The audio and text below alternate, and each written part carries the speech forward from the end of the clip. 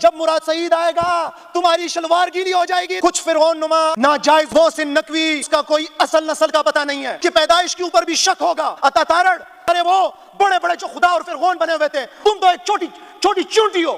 عطا ٹرٹر او ظالمو او بزدلو او بغیرتو, بتاؤ ظالمو گولی کیوں چلائی تھی؟ گولی کس نے چلائی تھی؟ بتاؤ ظالمو گولی کس کے حکم پہ چلائی تھی؟ تم تو محافظ تھے, تم قاتل کب سے بن گئے؟ ریاست اپنے بچے کو نگل رہی ہے. السلام علیکم ناظرین اکرام, یہ ویڈیو ملاحظہ کیجئے. اور ہاں اگر تمہارا یہ سوچ ہے کہ یہ کہانی ختم شد, تو کہانی ختم شد نہیں, کہانی تو ابھی شروع ہوئی ہے میرے بھائی. ابھی تو پتہ لگے گا. ابھی یہاں پہ تحریک انصاف کے نوجوان زندہ ہے, تحریک انصاف کی قیادت زندہ ہے, تحریک انصاف کے وہ سپاہی جو عمران خان کے کال پہ مر مٹنے کے لیے تیار ہیں وہ زندہ ہے. کون کرتا ہے سیاست؟ کون کرتا ہے؟ مجھے معلوم ہے میری حفاظت کون کرتا ہے. ہم نے لاج رکھی ہے اپنی بزرگوں کی یہاں, ورنہ سبھی ٹکڑوں پہ پلتے ہیں, بغاوت کون کرتا ہے. جناب اسپیکر صاحب, کچھ فرعون نما آفیسرز نے چیلنج کیا تھا کہ آپ اٹک پار نہیں کر سکتے.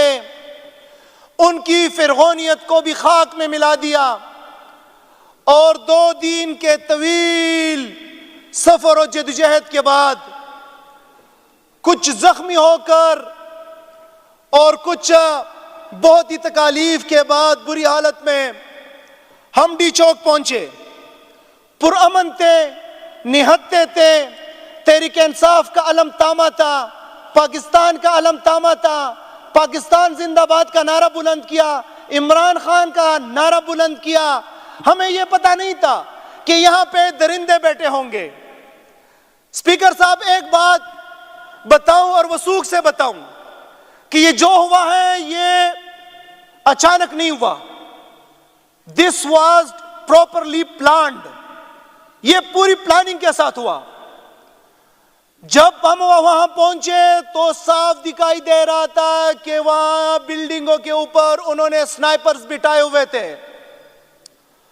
ہم نے تو یہ سنا ہے کہ سنائپرز دشمن کے لیے بٹھائے جاتے ہیں.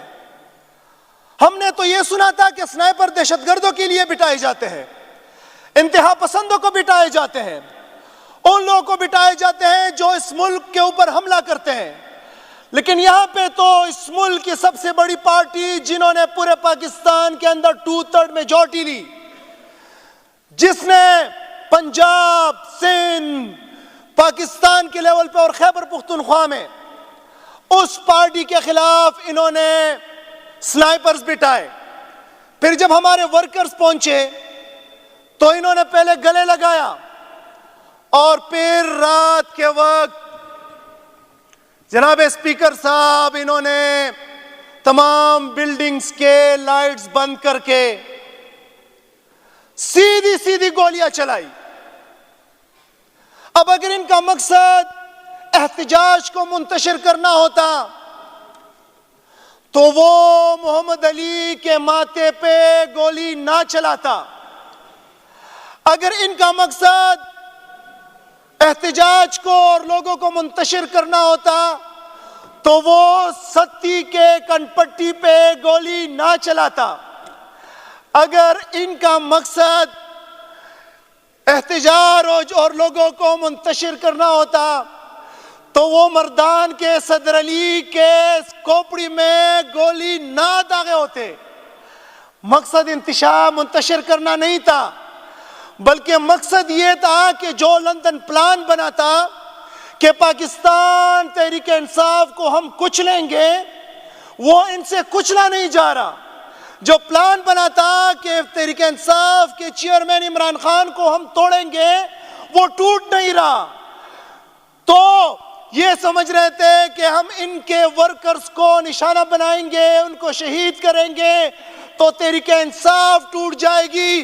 او ظالموں, او بزدلوں, او بغیرتوں, تمہاری سوچ ہے یہ تحریک مرے گی نہیں, یہ تحریک ختم نہیں ہوگی, یہ تحریک مزید توانا ہوگی انشاءاللہ تعالی, اور تمہارا پیچھا کرے گی. تمہارا پیچھا ان ایوانوں میں کرے گی, تمہارے دفتروں میں کرے گی, اور تب تک انشاءاللہ تعالی یہ تحریک نہیں بیٹھے گی جب تک کہ حقیقی آزادی تم سے حاصل کر نہیں لیتی انشاءاللہ تعالی.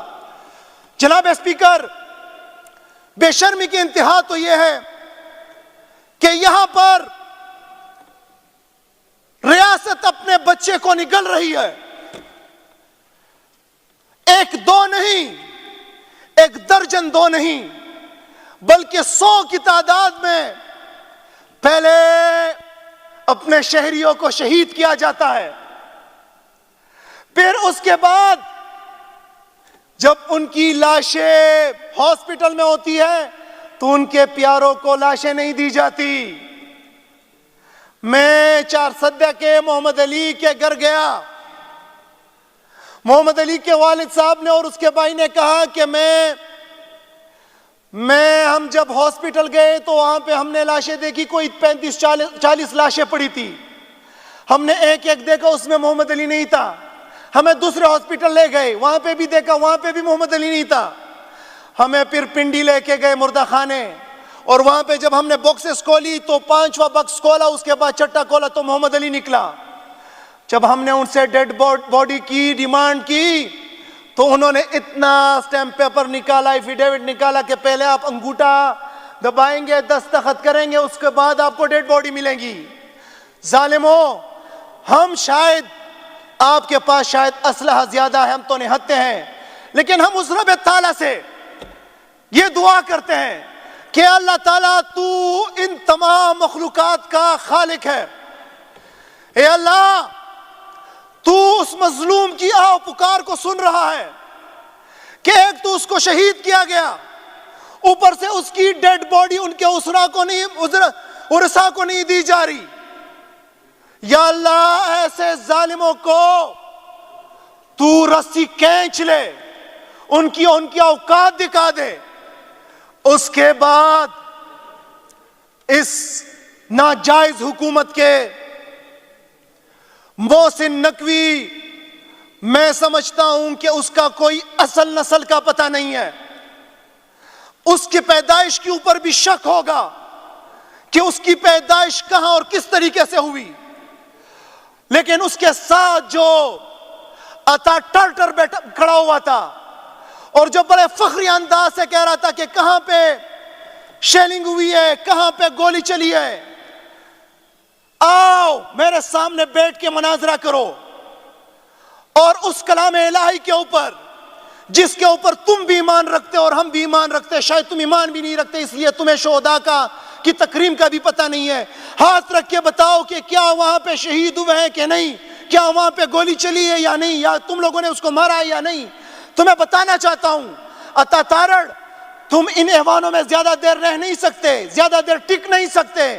تم نے آنا ہوگا. تمہارے وہ بڑے بڑے جو خدا اور فرعون بنے ہوئے تھے، وہ لوگوں کا مقابلہ نہیں کر سکتے، سامنا نہیں کر سکتے، لوگوں کو اپنا ایڈریس نہیں دے سکتے. تم تو ایک چھوٹی چونٹی ہو. تم لوگوں کا مقابلہ کیسے کرو گے؟ دیکھو گے تم 1 ماہ بعد، 2 ماہ بعد، 6 ماہ بعد، 1 سال بعد جب لوگوں کے سامنے جاؤ گے تمہیں لوگ تمہاری اوقات دکھائیں گے. ناظرین اکرام، یہ ویڈیو تو آپ نے دیکھ لی. ناظرین، اس کے علاوہ پاکستان تحریک انصاف جو ہے وہ اب کچھ چیزوں میں تیزی لے کر آ رہی ہے، جیسا کہ جو لوگ شہید ہوئے 26 نومبر کو، ان کے گھر والوں سے رابطے کر رہی ہے پاکستان تحریک انصاف. اور اس کے علاوہ جو لوگ لاپتہ ہوئے ہیں ان کے گھر والوں سے رابطے کر رہی ہے اور لسٹیں تیار کر رہی ہے کہ ہمارے کتنے لوگ لاپتہ کیے گئے.